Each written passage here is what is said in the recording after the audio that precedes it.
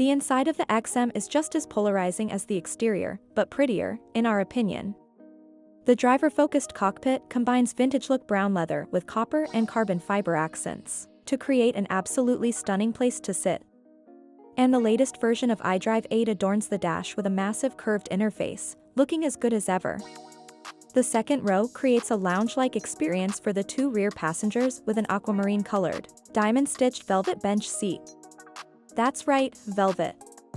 On top of that, the headliner features a unique three-dimensional prism structure that's fully illuminated, producing an interior light show when combined with the ambient LEDs, which glow in all three BMW M colors.